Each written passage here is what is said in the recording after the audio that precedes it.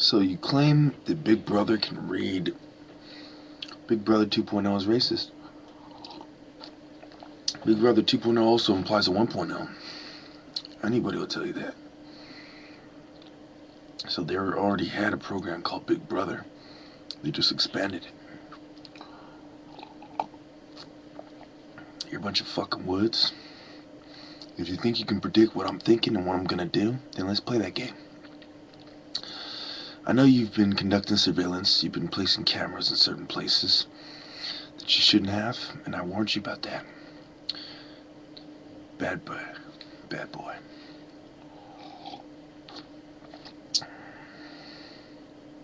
Big Brother also implies that you're somebody's son, and I work for the creator who is nobody's son. And you have now been sunned.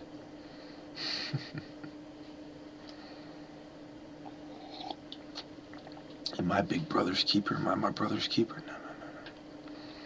In fact, I fight with my brother. And you are Big Brother. So, now we have a problem. Could you predict the random people, the random encounters I had? Could you predict the fashion and the form that my attacks are going to take place in? No.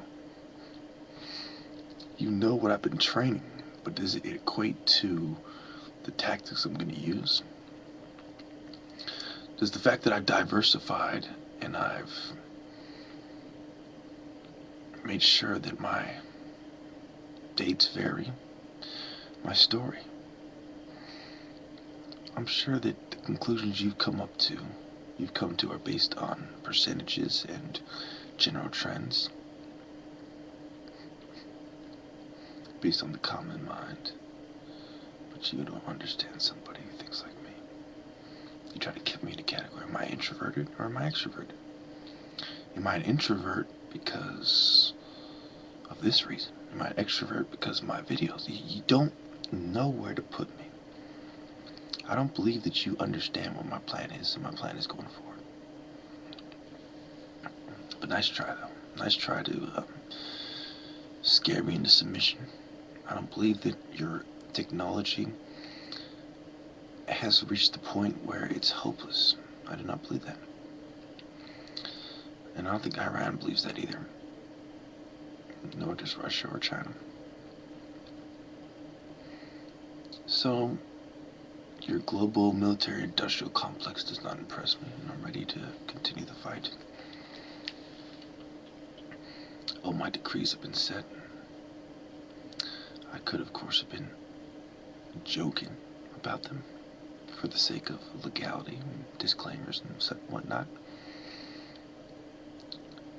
But only my closest groups understand.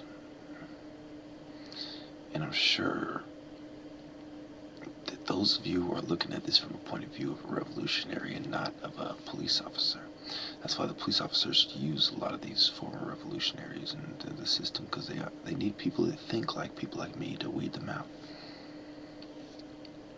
That's the beauty of it. I've understood that for a very, very long time. I think the first time I understood that was probably in kindergarten, when I had a teacher who was very younger person. I was wondering, oh, why do they have this younger kind of teacher working there? Because they wanted to diversify their staff. They want to make sure their staff varies in age and gender, so they could understand their clients' point of view. So it's the same thing that they do in the system. They're going out of their way not only to understand your point of view, but also to observe your actions and to come to a conclusion. And this is part of why I know I'm smarter than them, because I have given them over 500 videos, countless opportunities to observe my gestures and to observe my behavior and to try to decide what is wrong with me. And I am almost 100% positive that there are two very distinct, separate points of view that have emerged. And the theories branch out from there. One is that I have a mental disorder, and that I am off medication, and that I'm acting up. This is the point of view that the educated, less insightful police officers have. Then you have your more down-to-earth kind of police officers who know that it's a whole bunch of superficial bullshit, and just like they don't know what they're doing, they have a degree, and the same thing with the shrinks. They don't know what they're doing, and they have a degree. So,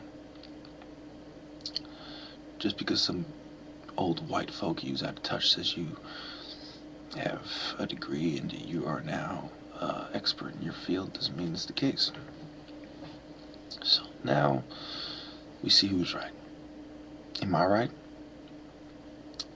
I predict that you won't make your move anytime soon. You lack the evidence. All you have is theories. And I also predict that as you're trying to gather more clues and gather more evidence, that you'll be very frustrated. And I don't blame you. I went to every complex in San Jose. I've walked on every street. I've asked countless people for cigarettes. I've had countless small conversations with people. I've covered my tracks pretty well. I estimate you have about a 1 in about 25,000 chance of figuring out who my venture group consists of, and you have about a 1 in 500,000 chance to figure out both who my venture group consists of and what we're doing, where I'm going with it. And you have about a 1 in 1 million chance to figure out who my venture group is, where I'm going with it, and how to stop it, and to implement the appropriate course of action. Thank you. Oh, one more thing. I regret this very much, that it has come to this. The Lord has hardened my heart, and I'm going to have to turn a blind eye, so to speak, or try to avoid the suffering of many people. Some of them might be innocent, who knows? But I also believe that the Lord has chosen this punishment to be applied to the wicked, that it's going to be people that deserve it, who end up getting raped and assaulted and killed and robbed, etc. And of course I've made sure to direct my forces accordingly for maximum casualties for our enemies, so to speak, or not, and for maximum results in effect, and also minimum collateral damage and minimum civilian casualties. Thank you.